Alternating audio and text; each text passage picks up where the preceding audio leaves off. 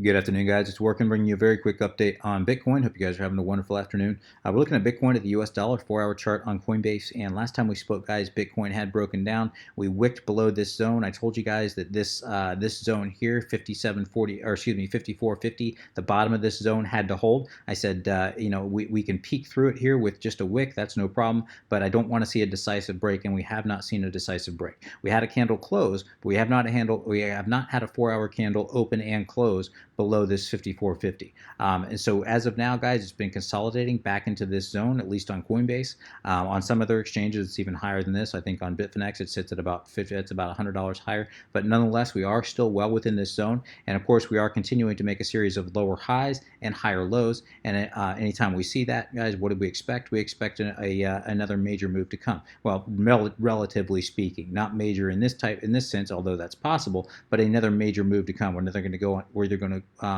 reverse course here, or we're going to see a major breakdown. Now, I think there's a good probability that we might see a bull trap. What do I mean by that? I think that right now, if we come over here and we look at shorts, shorts are falling off the board. So in other words, shorts are starting to take profit, which is a sign of a healthy market. Retail investors are taking profit. That's a good sign, guys. If we come over here and we look at longs, longs are starting to stack, and they have been stacking, not starting, they have been stacking. Longs are outpacing shorts fairly significantly right now. So that means, of course, as you guys know, this is a zero-sum game. For someone to make money, someone has to lose money. So which direction do you think market makers have to bring price to liquidate those long positions? Obviously, they have to bring price down to liquidate those long positions. So I think what may happen here, I think there's a good chance that price breaks up. If it does, we're going to be watching the top of this zone at about 57.75. Why are we going to watch the 57.75? I think that's going to be an area for a possible bull trap. So in other words, price breaks up. People start entering even more long positions, thinking that this is it. Price is taking off again. Trap people into those long positions, and then they just they liquidate those longs by bringing price right back down.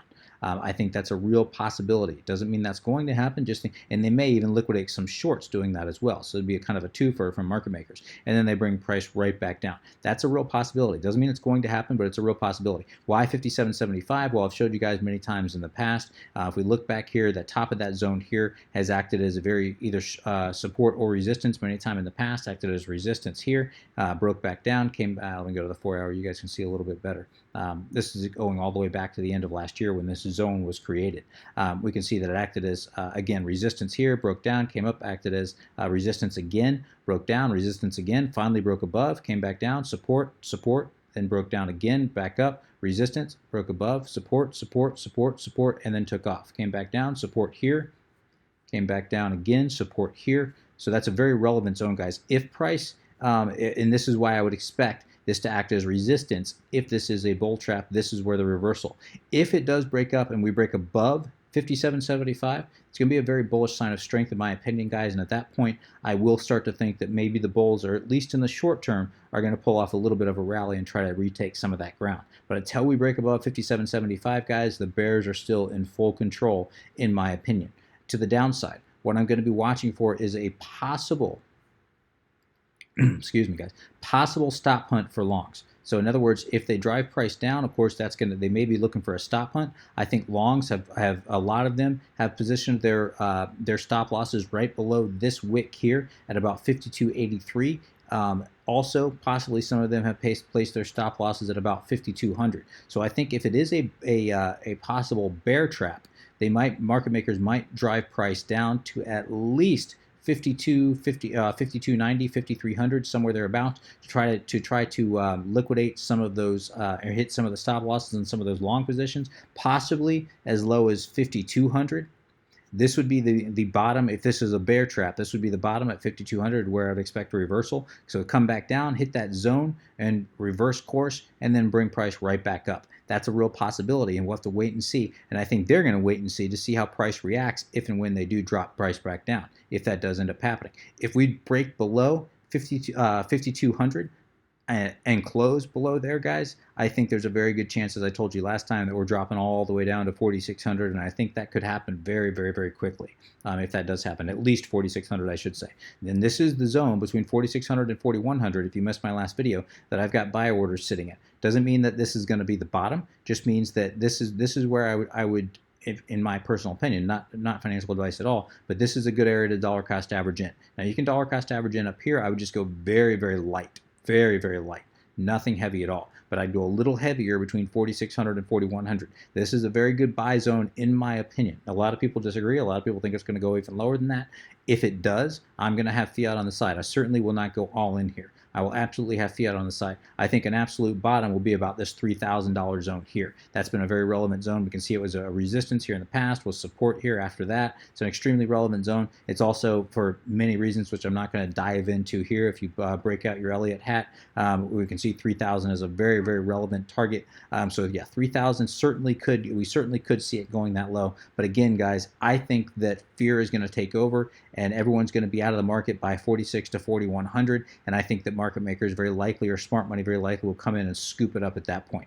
I'm not saying it's going to happen, just think that's a very real possibility. And whether or not price is going to break up or down, which is the more probable, I think probability is very much in favor of the bears right now. And I hate to say that, guys. You guys know that I'm a bull at heart, but I think the probability tells me even if this thing does break up, it might break up, hit that 57.75 resistance, and break right back down and come back down to that 4,600. I do think that the probability is on the bears side for now. And I will think that until I see something different. So again, be very, very cautious. If you're not a day trader and/or swing trader, I'd just be out of the market. Certainly, if you have long-term holds, this is not the time to sell your long-term hold, guys. I do think this time next year, Bitcoin is going to be at all-time highs. So if you can wait this out, by all means, that's what you should do. I mean, if you have money in a long-term hold, that's what it's for, to hold for the long term. So I'm not suggesting you sell at this point, even though I'm saying probability tells us we're coming down here. It could very well go up. If anything else, this is certainly a very unpredictable, non-traditional market. A very new market, guys. Very new market. Makes it very hard to analyze. So certainly if you've got your long-term hold portfolio, I would just hold it. And this time next year, even if we come much lower, you're going to be sitting fine this time next year. I would not necessarily, though, enter into any new positions at this point until we do have a new pattern established. And I do think right now the way this thing breaks and how it reacts at that break is going to be very telling. A very strong rejection off of 57.75 is going to be extremely bearish. A break above 57.75 with consolidation is going to be very bullish.